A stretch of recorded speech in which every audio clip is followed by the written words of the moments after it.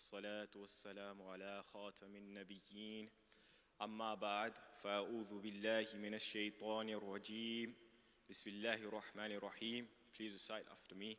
الصلاة والسلام عليك يا رسول الله وعلى آلك وأصحابك يا حبيب الله. الصلاة والسلام عليك يا نبي الله وعلى آلك وأصحابك يا نور الله. The Prophet of mankind, the peace of our heart and mind, the most generous and kind, sallallahu ta'ala alayhi wa alihi wa sallam, has stated, إِنَّمَا الْأَعْمَالُ بِالنِّيَّاتِ. That is, actions are based upon intentions. In other words, for us to gain reward for our actions, we must have good intentions. So this is just a short reminder before the start of the bayan that try to make good intentions. Why? Because you're sat here anyway. We are here anyway, you'll be listening to the bayan, but in order to gain good reward, in order to gain good deeds, we must listen attentively and make some good intentions. The first and foremost intention is the pleasure of Allah subhanahu wa ta'ala. Sallu ala al-habib, sallallahu ta'ala ala Muhammad. The Prophet sallallahu alayhi wa sallam has stated in one hadith that man salla alayya hina yusbihu ashran wa hina yumsi ashran adrakathu shafa'ati yawm al-qiyamah. That whoever recites 10 salat upon the Prophet sallallahu alayhi wa sallam in the morning and 10 salat in the evening, then my shafa'ah, meaning the Prophet sallallahu alayhi wa sallam is saying his shafa'ah will reach that person on the day of judgment. Sallu ala al-habib sallallahu ta'ala ala Muhammad. Alhamdulillah, we are in the month of Mawlid, the month of the birth of the Prophet sallallahu alaihi wasallam, the month of celebration, the month of jubilation, the month in which the Prophet sallallahu alaihi wasallam was born. And alhamdulillah, right now we are celebrating his birth. And we see that not just us celebrating his birth right now, we see all over the Muslim world, Muslims are celebrating the birth of the Prophet. And we see throughout the ages, meaning not just today, not this century, throughout the ages back to the Prophet sallallahu alaihi wasallam, Muslims celebrated the Mawlid of the Prophet sallallahu alaihi wasallam. So first and foremost, we must be thankful to Allah subhanahu wa ta'ala that He has given us the opportunity to celebrate this Mawlid.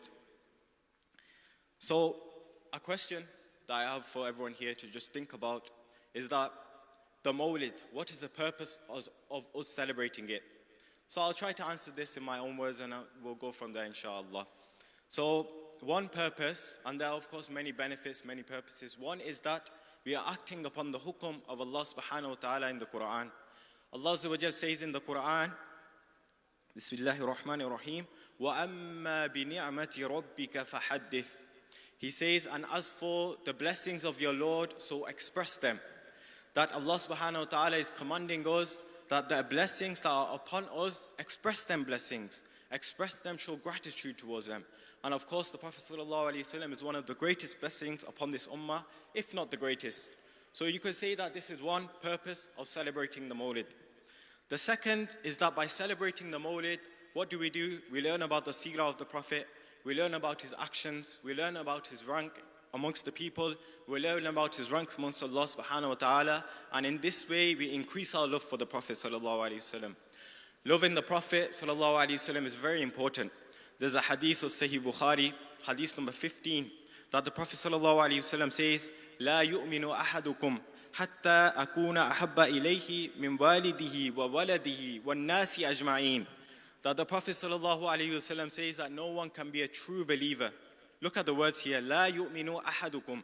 No one can be a true believer until I become more beloved to him than his children, than his father, than the whole of creation. The whole of creation, the Prophet ﷺ, he should be the most beloved to us. So inshallah, keeping this in mind, my bayan will be upon this today in the short time that I've been given. So regarding the rank and the rutbah of the Prophet ﷺ, many places in the Quran, Allah Azza wa Jal highlights his rank, highlights his rutbah, highlights his excellences. For instance, in the Quran, Allah subhanahu wa ta'ala, He links his own obedience with the obedience of his beloved sallallahu alaihi wasallam. We see in the Quran, Surah An-Nisa, we see verse number 80 of Surah An-Nisa, we see Allah subhanahu wa ta'ala is saying that whoever obeys Rasulullah sallallahu alaihi wasallam, he has indeed obeyed Allah. In another ayah of the Quran, Allah subhanahu wa ta'ala says, وَأَطِيعُوا اللَّهَ وَالرَّسُولَ لَعَلَّكُمْ تُرْحَمُونَ, that obey Allah, obey His Messenger, in order that mercy may be had upon you. In a third ayah of the Quran, Allah subhanahu wa ta'ala, He commands the Prophet sallallahu alaihi wasallam to say that, say, O beloved Messenger, if you love Allah subhanahu wa ta'ala, so obey me. If you love Allah subhanahu wa ta'ala, so follow me. And if you follow me, then what will happen? Allah subhanahu wa ta'ala will love you. So from these ayahs, we can gain from these ayahs the excellence of the Prophet sallallahu alaihi wasallam. We see that Allah subhanahu wa ta'ala is linking His own obedience to the obedience of the Prophet sallallahu alaihi wasallam. In the other ayah, we see that Allah subhanahu wa ta'ala is conditioning His love upon following the Messenger of Allah sallallahu alaihi wasallam. So it's very important to follow the sunnah of the Prophet sallallahu alaihi wasallam. Moving forward, there's another place in the Quran that Allah subhanahu wa ta'ala, there's actually a hadith of the Prophet sallallahu alaihi wasallam, that there's a hadith in Ibn Majah that Sayyidina Sa'ad bin Abi Waqqas, he asked the Prophet sallallahu alaihi wasallam, who amongst the people is the most tried and tribulated? Who amongst the people is the most tried? The Prophet sallallahu alaihi wasallam, he replies that the Anbiya. So keeping this in mind, that the Anbiya are the most people who are tried the most amongst creation. We see that when we are tried, when we are given tribulation, when we are put into difficulty, we console one another. Your brother might console you, your sister might console you, your father might console you, your sister might console you, etc.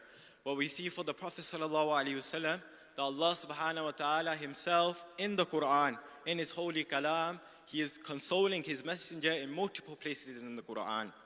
We see, for instance, in Surah Al-Fatir, verse number 4, we see that Allah subhanahu wa ta'ala, He says that, and if they deny you, so they have denied messengers from before you. Here we see Allah subhanahu wa ta'ala consoling His beloved sallallahu alaihi wasallam. How? By reminding him that these kuffar, they are denying you now, but don't worry because they denied other messengers from before you. I'll give you a practical example of how this is consolence. Imagine we are in a classroom environment and there's an exam or there's a lecture, the teacher's doing a lecture on the board, and the students are finding it difficult. In this situation, if the teacher was to say, don't worry, every class before you has also found it difficult. Of course, the students, when hearing this, they'll see that the pressure has been lifted from me. They'll feel that sort of anxiety go from them. So we see here that Allah subhanahu wa ta'ala, He consoles His Messenger sallallahu alayhi wasallam. Actually, in the whole of Surah Ad-Duha, the whole surah of the Quran, Surah Ad-Duha, Allah subhanahu wa ta'ala, He is consoling His Messenger. For instance, the sabab al-nuzul of this ayah, the sabab al-nuzul of this whole surah, meaning the reason why it was revealed, is that the Prophet sallallahu alaihi wasallam one time in Mecca, days went by when he did not receive revelation. Days went by when he did not receive revelation. So the kuffar of Mecca, they started taunting him sallallahu alaihi wasallam, started saying things like, your Lord has left you, He has become hateful of you, ma'adallah. To the extent that the wife of Abu Lahab, she said that I think, or it seems to me that ma'adallah, your shaitan has left you. So you can imagine in this trial and tribulating time, how the Prophet sallallahu alaihi wasallam was feeling. So in defense of the Prophet sallallahu alaihi wasallam, Allah subhanahu wa ta'ala, He revealed the whole surah. The surah starts, وَالضُّحَى وَاللَّيْلِ إِذَا سَجَى. So here, وَالضُّحَى, by oath of the morning light, وَاللَّيْلِ إِذَا سَجَى, and the night when it falls still. Here Allah subhanahu wa ta'ala swears two oaths on important matters. And then Allah subhanahu wa ta'ala, what does He say? He says, مَا وَدَّعَكَ رَبُّكَ وَمَا قَلَى, that your Lord has neither become hateful of you, nor has He abandoned you. Here Allah subhanahu wa ta'ala Himself has revealed a whole surah to defend His Prophet, to console His Prophet. And the surah goes on, وَلَلْآخِرَةُ خَيْرٌ لَكَ مِنَ الْأُولَى. Can you imagine when these words were revealed upon the Prophet sallallahu alaihi wasallam, the happiness he would have gained? That Allah subhanahu wa ta'ala is telling him that don't worry about what these kuffar are saying. وَلَلْآخِرَةُ خَيْرٌ لَكَ مِنَ الْأُولَى. every coming moment or the hereafter is better for you than this world. The hereafter is better for you than this world. Sallu ala al-Habib, sallallahu ta'ala ala Muhammad. And within this, we see that Allah subhanahu wa ta'ala himself consoles his messenger. So from this you can understand the rank of the Prophet sallallahu alaihi wasallam. In another place about the ranking of the Prophet sallallahu alaihi wasallam, we see that Allah subhanahu wa ta'ala, he teaches us in the Quran regarding the Prophet of how to address him, what are the manners in his court. For instance, in Ash-Shifa bi Ta'rifi Huquq al-Mustafa sallallahu alaihi wasallam, Qadi Iyad al-Maliki, he writes, that is a very beautiful point. Pay attention here. He writes that the Prophet in the Quran, from the khasa'is of the Prophet, from the specialities of the Prophet, is that Allah subhanahu wa ta'ala, when he addresses other prophets, what does he say? He says, Ya Adam, he says, Ya Nuh, he says, Ya Yahya, meaning he is addressing other prophets by name. But when it comes to his beloved sallallahu alaihi wasallam, we see in the Quran, Ya ayyuhan nabi. We see in the Quran, Ya ayyuhar rasul. We see in the Quran, Ya ayyuhal muddathir. Ya ayyuhal muzzambil. So in multiple places in the Quran, Allah subhanahu wa ta'ala, he does not address his beloved by his name, but rather he addresses his beloved by his titles. And this is a lesson for us as well. In another place in the Quran, Allah subhanahu wa ta'ala, he says, لا تجعلوا دعاء الرسول بينكم كدعاء بعضكم بعضا. That do not make your calling of the messenger amongst you like you call one another. Meaning, do not call the messenger like you would call one another.